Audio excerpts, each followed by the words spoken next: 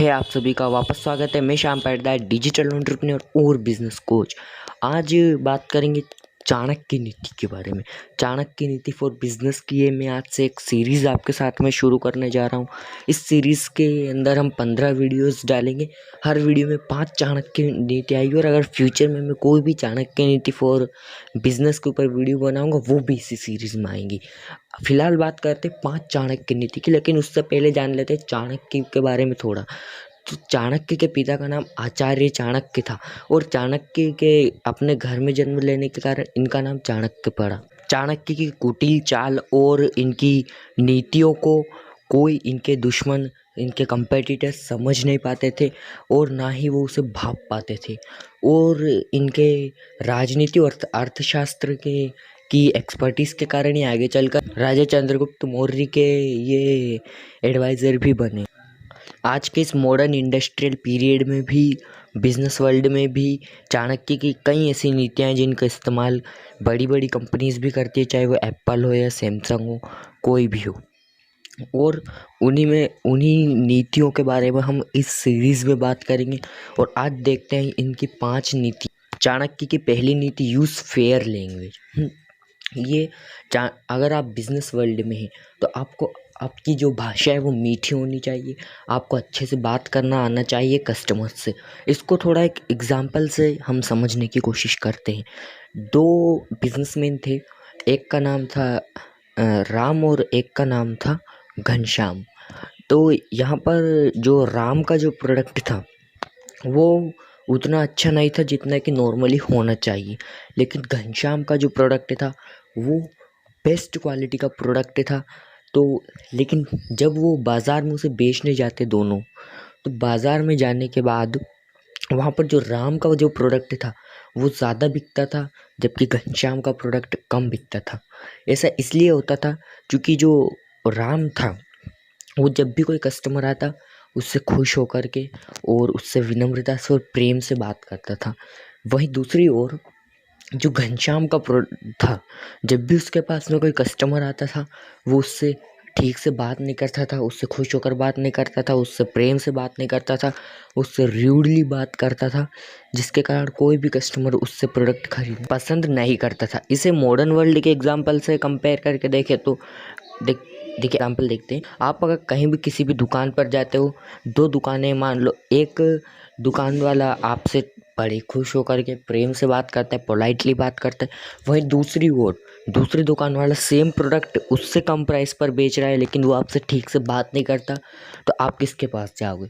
जाहिर सी बात है जो ज़्यादा प्राइस पर बेच रहा है भले ही लेकिन अच्छे से बात कर रहा है, आप उसी के पास जाओगे। चाणक्य की दूसरी नीति, नॉट बी टू ऑनेस्ट।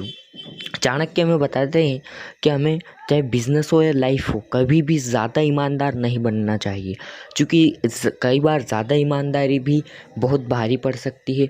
अब यहाँ पर चाणक्य ये नहीं कहते कि हमें ईमानदार नहीं बनना चाहिए, नहीं, चाणक्य ये कहना चाहते हैं सिर्फ कि हमें ज़्यादा ईमानदार नहीं बनना चाहिए, ज़्यादा ईमानदारी नहीं दिखानी चाहिए।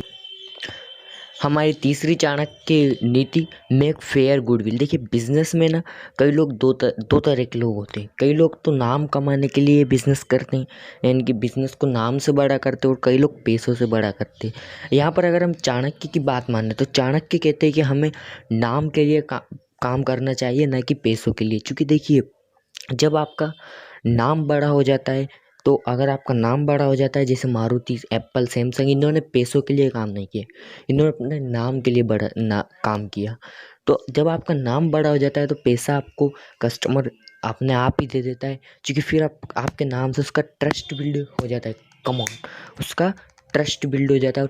अगर एक बार ट्रस्ट बिल्ड हुआ तो आपका कस्टमर भी बनेगा, आपका रिपीटेड कस्टमर भी बनेगा, आपका प्रमोटर भी बनेगा, यानी कि और कस्टमर को भी आपके पास लेकर के आएगा। तो हमें पैसों के लिए काम नहीं करना चाहिए, हमें हमेशा अपने नाम को बड़ा करने के लिए बड़ा काम करना चाहिए। पैसा अपने आप आपके पीछे आ जाएगा।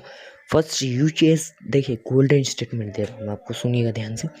First chase the name, then the money will chase you automatically. यानी कि पहले आपको नाम बनाना है, उसके बाद पैसा तो आपका अपने आप आपके पास में आ जाएगा, कस्टमर आपके पास अपने आप आए। चाणक्य की चौथी नीति, पावर ऑफ यूथ।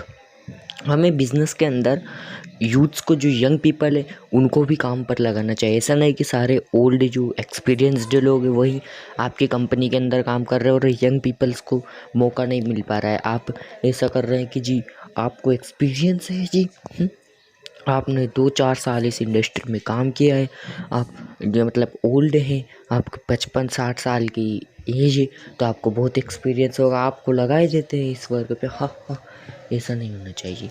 यहाँ पर हमें यंग लोगों को मौका देना चाहिए, क्योंकि जो यंग मैन पावर होती है, जो जो यंग पीपल होते हैं, जो यूथ्स होते हैं, वो अपने साथ में नए आइडियाज़ लाते हैं उस काम को करने के, नए नए और इजी वेज लाते हैं। आज भी शाओमी के जो मनु कुमार जैन है सीईओ, उनकी जो टीम है, उनकी टीम के अंदर आज मनु कुमार जैन बताते हैं कि उनकी टीम में कोई भी बंदा 30 साल से ऊपर काम नहीं करता। कम ऑन, क्या? हाँ, एक सीईओ शाओमी के, उनकी टीम में 30 साल से ज़्यादा की एज का व्यक्ति कोई भी काम नहीं करता है, जबकि सारे लोग दूसरे डिपार्टमेंट में काम करते हैं, लेकिन जो उनकी टीम है उसमें वो यंग लोगों को रखते हैं, ऐसे लोगों को रखते हैं जिनकी एज 30 से कम हो। तो आप भी जो अपनी कंपनी के जो टॉप काम है, जो बहुत इंपॉर्टेंट वर्क्स हैं, उनके लिए एक्सपीरियंस जो लोगों को रखिए, लेकिन जो जो ऐसे वर्क है जो कोई भी कर सकता है, जो आम वर्क होते हैं, जो कि ज़्यादा ज़रूरी नहीं होते हैं, ऐसे वर्क पर आप यंग मैन पावर को हायर कीजिए, तो आपको बहुत बड़ा बेनिफिट मिलेगा। चाणक्य की 5वीं नीति, be danger if you are not. Chanakya क्या कहते हैं, अगर बिजनेस में कोई आपके कंपटीशन में खड़ा है, तो कोई आपको डरा रहा है, तो उसके सामने आपको ख़तरनाक बनना चाहिए, आपको डेंजर बनना चाहिए उसके सामने, ताकि वो आपका फ़ायदा ना उठा सके। और अगर आप वो भी नहीं बन सकते हो, डेंजर भी नहीं बन सकते हो, तो एटलीस्ट उसके सामने डेंजर होने का उसको दिखावा ज़रूर आपको करना चाहिए, ताकि। और ये जो नीति है ना, चाणक्य नीति, ये केवल बिजनेस में काम नहीं आएगी, ये लाइफ में भी बहुत इंपॉर्टेंट है। लाइफ में भी आपको ऐसे करना चाहिए। अगर आपको कोई दबा रहा है, सामने वाला किसी से आपको डर लग रहा है, कोई आपको डरा रहा है, धमका रहा है, कुछ भी कर रहा है, तो आपको उसके सामने डेंजर बनना है। और अगर आप डेंजर नहीं बन सकते, तो ध्यान दीजिए, आपको डेंजर बनने का नाटक करना चाहिए, दिखावा करना चाहिए उसके सामने कि हाँ आप डेंजर है। क्योंकि जब भगवत गीता जब सुना रहे थे कृष्ण अर्जुन को, तो शुरू में अर्जुन जो थे वो बैठ कर के आराम से हाँ प्रभु कर रहे थे, और फिर कृष्ण ने देखा कि वो उनके अंदर इंटरेस्ट नहीं ले रहे हैं। उसके बाद उन्होंने अपना भयंकर रूप दिखाया, और उसके बाद अर्जुन उनकी बातों को ध्यान से समझने लगे, सुनने लगे, और इस तरह से गीता का पूरा उपदेश कृष्ण ने अर्जुन को दिया। तो आपको भी डेंजर बनना है, यह बनने का दिखावा आपको ज़रूर करना चाहिए बिजनेस में। अगर कोई आपको दबा रहा है, कोई डरा रहा, धमका रहा है आपको, तो ये थी पार्ट 1 में 5 चाणक्य नीति फॉर बिजनेस। इसके बाद अगला पार्ट 2 आने वाला है। इसके बाद जस्ट बाद में पार्ट 2 आएगा इसका, उसमें भी 5 नीतियों की बात करेंगे। तो अभी तो और 14 वीडियोज़ और इसकी आने वाली है, टोटल 15 वीडियोज़ हम कवर करेंगे इस सीरीज़ में। तो उसके लिए तो आपको चैनल को सब्सक्राइब करना ही पड़ेगा। तो चैनल को सब्सक्राइब कर लीजिए, बेल आइकन को ऑल पर सेट कर लीजिए।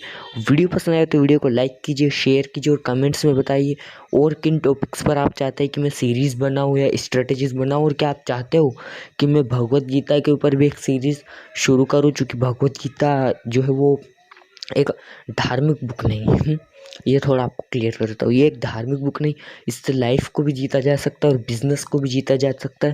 तो क्या आप चाहते हो मैं इसके ऊपर भी एक सीरीज़ बनाऊँ, तो वो भी कमेंट्स में बताइए। तो वीडियो को अंत तक देखने के लिए आप सभी का बहुत बहुत धन्यवाद।